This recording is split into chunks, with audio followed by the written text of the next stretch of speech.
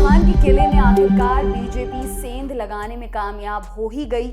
UP की Rampur Lok Sabha seat पर उपचुनाव के नतीजे आ गए हैं और बीजेपी के घनश्याम सिंह लोधी ने समाजवादी पार्टी के मोहम्मद असीम रजा को 42,000 से ज्यादा वोटों से हरा दिया है। बीजेपी को रामपुर में 3,67,000 से ज्यादा वोट मिले, जबकि सपा के खाते में लगभग 3,25,000 वोट आए।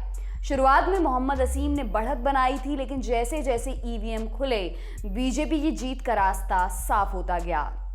कौन है घनश्याम सिंह लोधी, आपको बताते हैं। राजनीति में कोई किसी का सगा नहीं होता, कम से कम रामपुर की सियासत को देखकर इस बात को पुख्ता किया जा सकता है। चंद दिन पहले तक जो घनश्याम लोधी आजम खान के सबसे सगों में शुमार थे, आज वही रामपुर में आजम की किरकिरी का सबब बन गए हैं। सालों तक सपा से सियासत करने वाले घनश्याम लोधी ने इस साल की शुरुआत में साइकिल से उतरकर बीजेपी का दामन थाम लिया और आज रामपुर के सांसद बन गए। हालांकि लोधी ने अपनी सियासत की शुरुआत बीजेपी से ही की थी। घनश्याम 90 के दशक में राजनीति में आए। बताया जाता है तब वो बीजेपी के कद्दावर नेता और सीएम रहे कल्याण सिंह की शागिर्दी में आ गए, लेकिन 90 का दशक खत्म होने से पहले ही लोधी बीजेपी छोड़ बसपा में शामिल हो गए। 1999 में बसपा में शामिल होने के साथ ही लोधी ने रामपुर सीट से लोकसभा चुनाव भी लड़ा, लेकिन तीसरे नंबर पर वो रहे। आज तक से जुड़े आमिर खान की रिपोर्ट के मुताबिक घनश्याम लोधी को किसी मौसम वैज्ञानिक से कम नहीं माना जाता है। उन दिनों बीजेपी से नाराज होने के बाद कल्याण सिंह ने राष्ट्रीय क्रांति पार्टी बनाई थी। साल 2004 में घनश्याम बसपा छोड़ राष्ट्रीय क्रांति पार्टी में शामिल हो गए। फिर कल्याण सिंह और मुलायम सिंह के आशीर्वाद से विधान परिषद के सदस्य बन गए।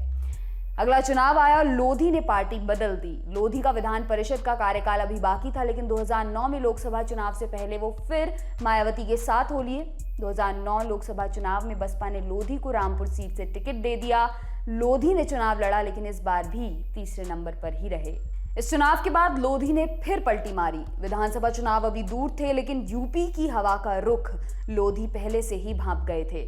साल 2010 में ही घनश्याम लोधी समाजवादी पार्टी में शामिल हो गए। सपा में लोधी ने अब तक की सबसे लंबी सियासी पारी खेली।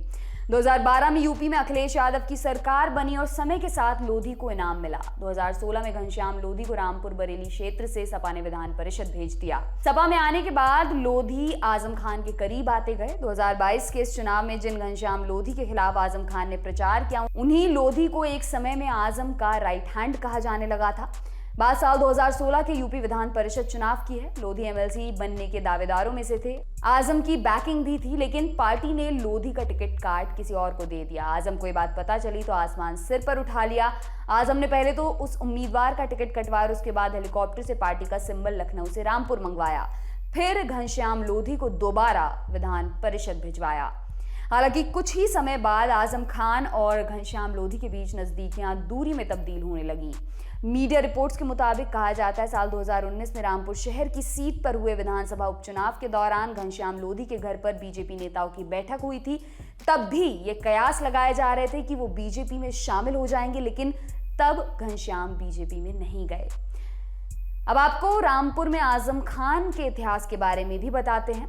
रामपुर को आजम खान का गढ़ माना जाता है। आजम यहीं के रहने वाले हैं और राजनीतिक तौर पर पूरे क्षेत्र में आजम का अच्छा रसूख माना जाता है। 2019 में आजम खान खुद इस सीट से चुनकर लोकसभा पहुंचे थे। 2004 और 2009 लोकसभा चुनाव में जयाप्रदा सपा के टिकट पर ही इस सीट पर जीती। हालांकि 2014 की मोदी लहर में रामपुर में बीजेपी ने जीत हासिल की थी। इसके अलावा बात अगर रामपुर विधानसभा सीट की हम करें तो पिछले 42 सालों में सिर्फ एक बार ये सीट आजम खान के हाथ से फिसली है।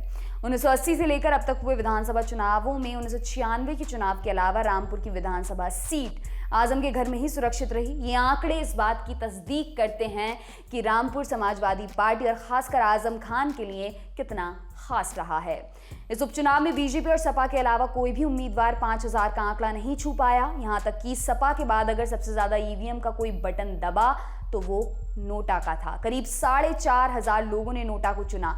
इसके अलावा संयुक्त समाजवादी दल के हरिप्रकाश आर्य को 4,130 वोट मिले। आपको बता दें इस उपचुनाव में बसपा ने रामपुर की सीट से अपना उम्मीदवार नहीं उतारा था।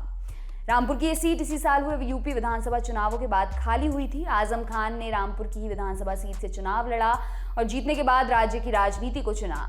23 जून को देश की अलग अलग सीटों के साथ यहां भी उपचुनाव के लिए वोटिंग हुई थी और नतीजों में आज बीजेपी ने परचम लहरा दिया है।